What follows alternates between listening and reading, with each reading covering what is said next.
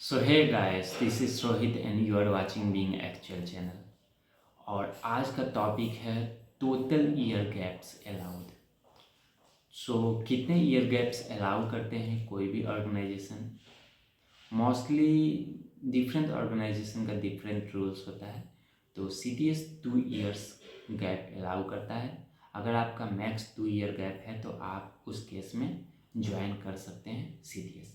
और अगर आपका 2 ईयर से ज़्यादा हो सकता है तो इसके लिए आप क्या कर सकते हैं, इसका भी मैं आपको बताने वाला हूँ। इसके बारे में कैसे आप इससे बच सकते हैं, ठीक है? क्योंकि बहुत लोगों का 2 ईयर गैप है, 2.5 ईयर्स हो गया है, 3 ईयर्स भी हो गया है, तो उस केस में वो क्या कर सकते हैं, इसका भी मैं सिंपल सा एक सॉल्यूशन लाया हूँ जो कि हेल्पफुल होगा आप सबके लिए अगर आप ज्वाइन करना चाहते हैं कॉग्निजेंट को। तो ओके, क्योंकि टोटल ईयर गैप्स कॉग्निजेंट के अकॉर्डिंग बस 2 ईयर्स का होता है। अगर 2 ईयर्स में अगर आपका कुछ ज़्यादा हो गया तो आपको उस केस में रिजेक्शन कर देंगे वो लोग, ठीक है? पर अगर वो आपसे कोई डॉक्यूमेंट्स रिक्वेस्ट करे तो आप डॉक्यूमेंट्स अपलोड कीजिए, ओके? और अगर आपका ज़्यादा भी है तो वो अपने अकॉर्डिंग देख लेंगे और उसका गैप का आपसे रीजन पूछा जाएगा, ओके? जैसे कि रीजन आपका 2.5 ईयर्स हो गया है तो उस केस में अगर वो हाफ ईयर्स का आपका गैपिंग का रीजन पूछेंगे तो आप उनको रीजन मेंशन कीजिए, क्या रीजन से आपका ये गैप हुआ है। और आप ये ध्यान रखिए कि रीजन जो आप मेंशन कर रहे हैं वो वैलिड रीजन होना चाहिए, ओके?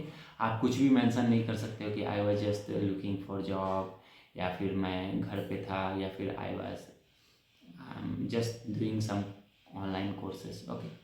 आपको कुछ सर्टिफिकेशंस दिखाना होगा। आप ये भी दिखा सकते हो कि कोई स्मॉल ऑर्गेनाइजेशन में आप काम किए हो, या फिर आप कुछ ट्रेनिंग ले रहे थे, या फिर आप इंटर्न कर रहे थे।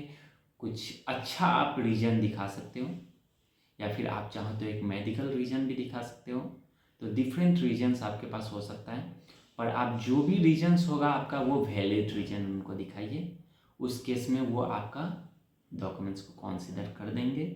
और फिर आपका 2.5 ईयर्स भी हो गया या फिर मोर देन 2 ईयर्स हो गया तो आपको रिजेक्ट नहीं करेंगे, ओके? क्योंकि बहुत लोगों का रिजेक्शंस हो रहा है और उनको ये डाउट है कि कितने ईयर गैप्स वो लोग कंसीडर करते हैं। तो मैं आपको बता देता हूँ, 2 ईयर गैप कंसीडर करते हैं।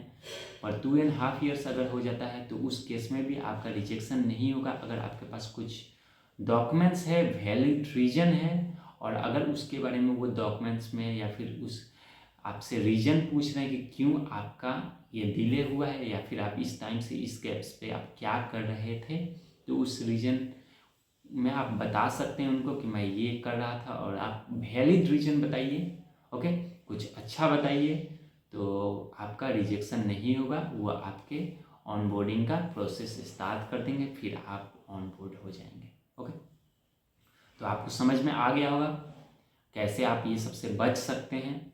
और आपको बचने के लिए और एक वे है, आप इस चैनल को सब्सक्राइब कर सकते हैं ताकि ऐसे टेक्निकली इंफॉर्मेटिव वीडियो आपको मिलता रहेगा और आप ऐसे टेंशन फ्री रहेंगे ऑन बोर्डिंग के लिए।